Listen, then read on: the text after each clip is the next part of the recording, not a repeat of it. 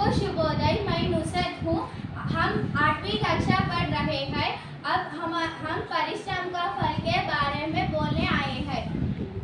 हमारे टीम में रहमान, कार्तिकेया, हमीद और पवन कल्याण भी है।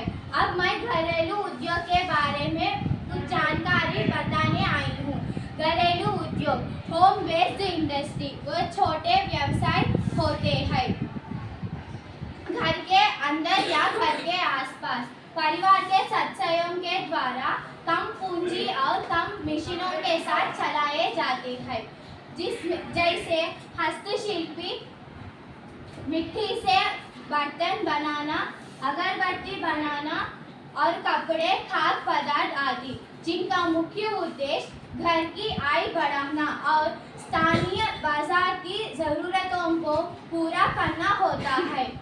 और ये भारत की अर्थव्यवस्था में पारंपरिक रूप से महत्वपूर्ण रहे हैं। अब कुछ आधुनिक तकनीक का भी इस्तेमाल लेते हैं। धन्यवाद। आगे रहमान। घरेलू उद्योग के उदाहरण: घर पर बने खाने, टिफिन सेवा, हाथ से बने साबुन और मोमबत्ती बनाना, कढ़ाई बुनाई, हाथ से बने मिट्टी के खिलौने और बर्तन बनाना, हस्तनिर्मित आभूषण और सजावटी सामान। धन्यवाद। आगे कार्तिकेया बताएगा। मैं कस्तूरी के पिता के बारे में बोलना चाहता हूँ। कस्तूरी के पिता कपड़े धुलकर बेचते थे। उनके द्वारा धुले कपड़े बहुत ही प्रसिद्ध थे।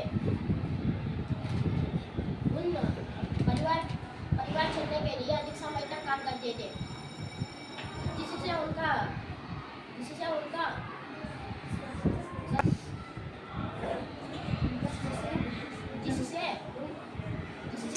स्वास्थ्य बिगड़ गया था, इसलिए परिवार का ध्यान रखना मुश्किल हो गया था।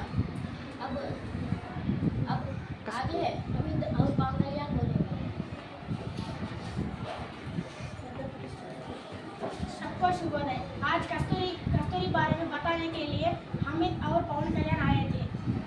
एक गांव में कस्तूरी और उसके परिवार में रहता था। वह बहुत होशियार और बुद्धिमान थी। वो पढ़ाई में तेज थी और हर परीक्षा में प्रथमा आती थी। हर दिन कस्तूरी पाठशाला हो जाने के बाद अपने पिता के कला को देखकर आकर्षित होती थी। वो कस्तूरी अपने पिता की तरह साड़ी बुनना चाहती थी। कस्तूरी अपनी पढ़ाई के साथ साथ अपनी माता के कपड़े बुनने में मदद करती थी। अपने परिवार की स्थिति को देखकर कभी कभी वह निराश होती थी। तब माँ ने उसे प्रेरणा देकर निराशा को दूर करती थी। माँ के प्रेरणादायक शब्द कस्तूरी पर जादू सा का काम करते थे। वह मेहनत से काम में लग गई। वह पढ़ाई पूरी करके डिप्टी कलेक्टर भी बनी।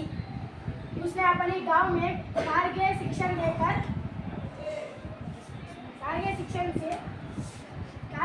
को स्थापन की।